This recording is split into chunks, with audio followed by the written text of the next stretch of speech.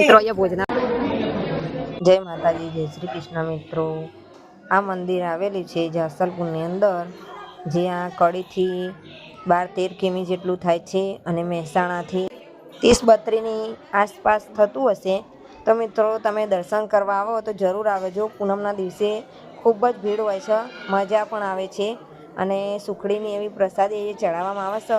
એ main પ્રસાદી લેવા માટે તમે ખાસ આવજો તો પૂનમના દિવસે ચોક્કસ.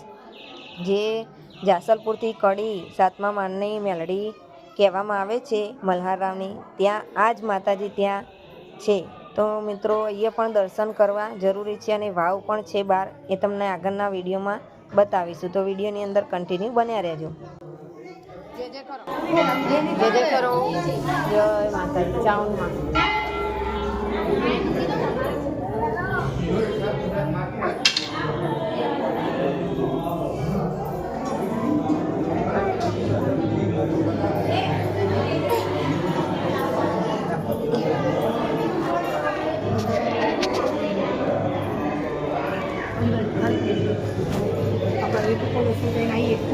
ના પડે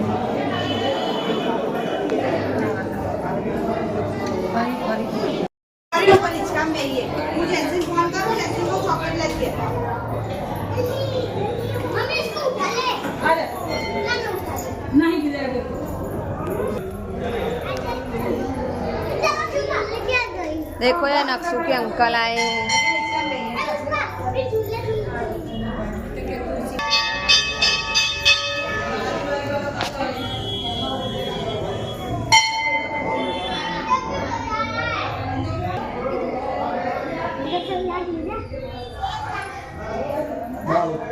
जासमपुर वाली मेलरी माता की जय।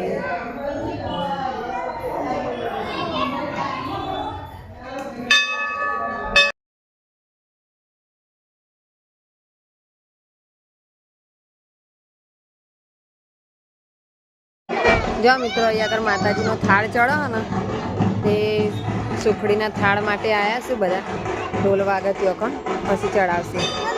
જો આ આપણો તેની મેલડીમાં જે અહીંયાથી પ્રગટ થયેલા હા માતાજી, અને આ પીનું પપ્પા આવી ગયા. જો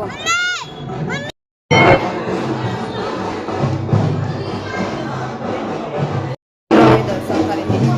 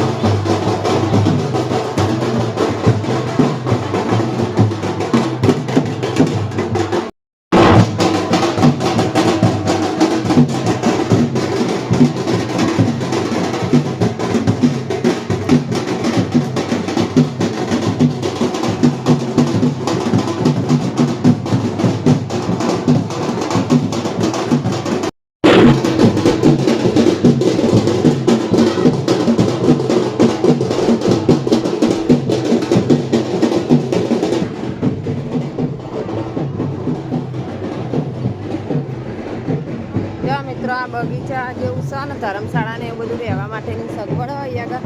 નંદાસનથી 10 કિમી, મોકાસનથી 2 કિમી થાય. તો મિત્રો જો અહીંયા મસ્ત મજાનું છે, દર્શન કરવા આવજો. લોકેશન એકદમ સરસ છે.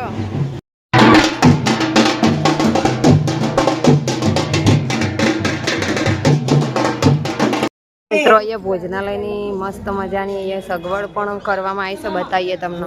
જો મિત્રો આવું ભોજન છે અહીંયા આગળ ખાવા માટે, તો બધા ચાલો. ભોજનની સગવડ છે, ચાલો. પીનું પપ્પા લેવા જ્યાં સારું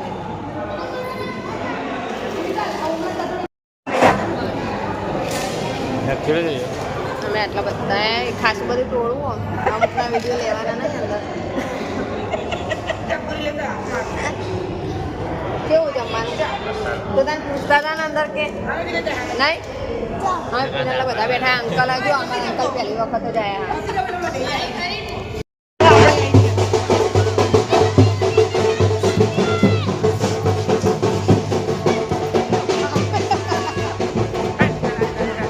મિત્રો ત્યાં જ આપણા ભોજનાલયની અંદર તમારે સુખડીની પ્રસાદી ચડાવી હોય તો ત્યાં જ બન્યાલે છે તમને થાળ.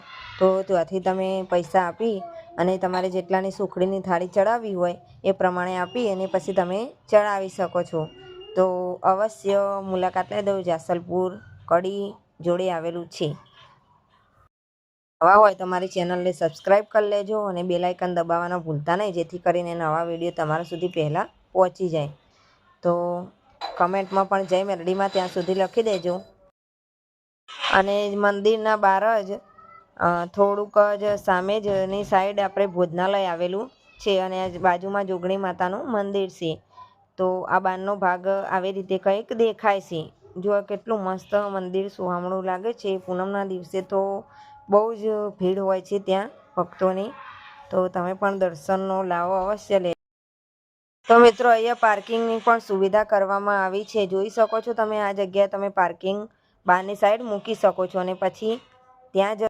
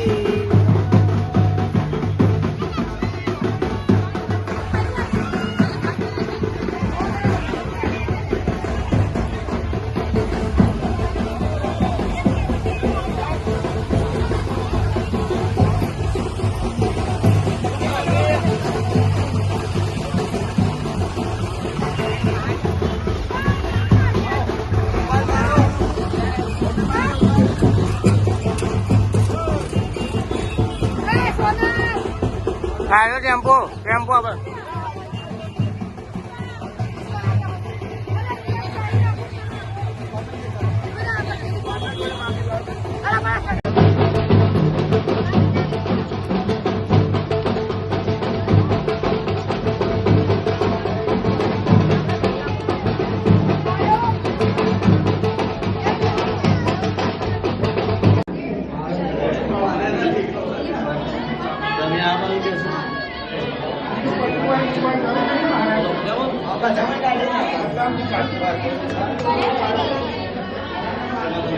જો જાસલપુર મંદિર આવી ગયા છે આપણે.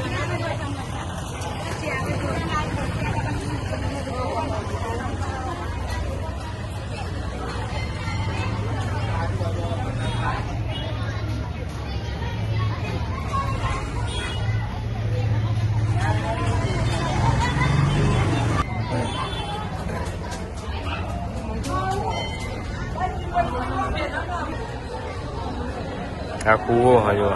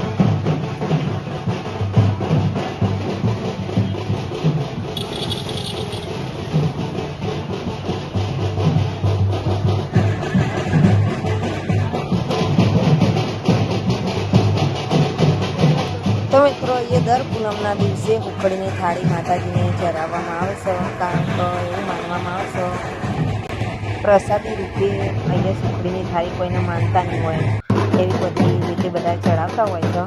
તો જાસલપુર અવશ્ય જજો, પૂનમના દિવસે જજો. અને એકદમ સરસ સુખડીની પ્રસાદ પણ તમને મળી રહેવાની છે. એકમ ભોજનાલય પણ ચાલુ જ હોય છે 1-2 વાગ્યા સુધી. તો જમવાની પ્રસાદી પણ તમને ત્યાં જ મળી રહેશે. તો મિત્રો આગળ વિડીયોમાં તમે જોયું જ હશે. અને બીજી વાત કે અહીંયા સુખડીની થાળી ચડાવવી એ સરસ છે વાત, અને તમે જશો તો તમને મજા પણ આવશે ને એની મીઠાશ જ સુખડીની કંઈક અલગ હોય છે. તો તમે જુઓ તો પ્રસાદી લેવાનું ભૂલતા નહીં. અને રવિવારે ઓછું હોય છે, પણ પૂનમના દિવસે થોડુંક વધારે હોય. તો મિત્રો કોમેન્ટની અંદર અમારો વિડીયો ગમે તો જય મેલડીમાં જરૂર લખજો, અને લાઈક અને સબસ્ક્રાઈબ પણ કરજો.